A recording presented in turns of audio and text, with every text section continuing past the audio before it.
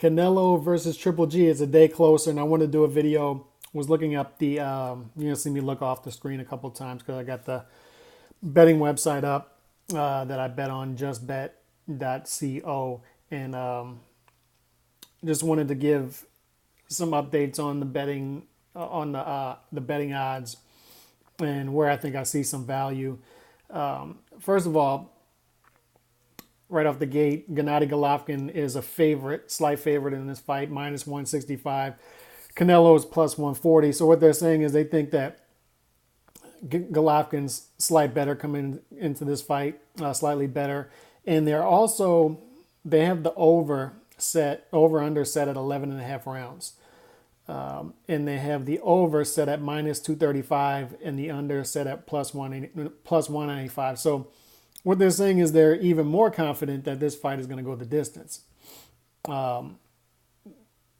That's a fair bit of confidence that this thing is going to go the distance as far as Vegas is handicapping this. There are several other odds. What round you think they're going to get knocked out in if there's a knockout. But Canelo Alvarez on points is plus 205. So what that means is for those who don't bet, if you bet $100, you would get 205 plus your 100 back if you were to win. Say Golovkin is minus 165, you would have to bet 165 in order to get 100 plus your 165 back. So they got Golovkin as the favorite. Now, where I see value is we know how the scorecards go with Canelo. He always gets the benefit of the doubt. If this is another close fight, will Canelo get those close rounds on the judges' scorecards and win this fight close? So to me, Vegas is very comfortable in saying this is going to go the distance. That's what they're saying here. And they're smart people.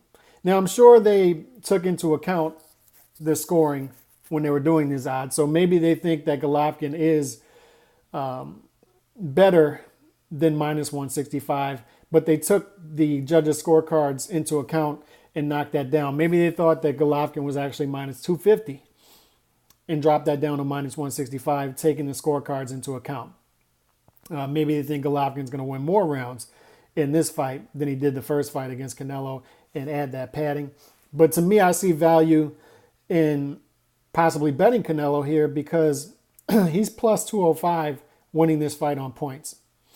So you put down $100 on him, you win 205 plus your 100 back.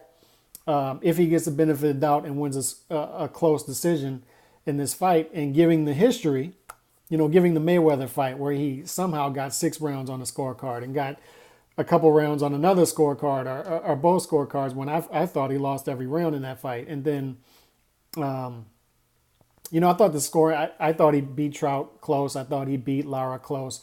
But the scoring in the last fight, one of the scorecards we saw in particular, there's always that weird scorecard.